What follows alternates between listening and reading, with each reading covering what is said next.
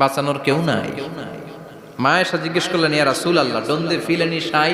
Nobody belong any garment in their body, no dress in their body. তাদের দেহে কোনো dress নাই, পোশাক নাই। নবী রে, এতগুলো মানুষ উলঙ্গ, লজ্জা লাগবে না?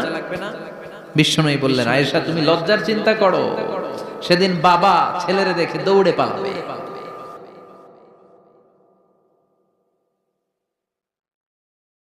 কিয়ামতের দৃশ্যটা কিরকম হবে এর নকশা খুব সংক্ষিপ্ত পরিসরে মাত্র 11টা আয়াতে আল্লাহ তুলে ধরেছেন।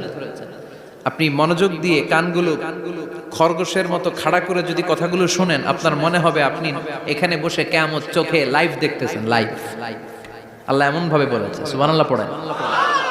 তা আসুন আমরা সরাসরি কিয়ামতকে দেখে আসি। আসলে কিয়ামতটা কেমন বর্ণনা করছেন কে? আল্লাহ। সূরার নাম হচ্ছে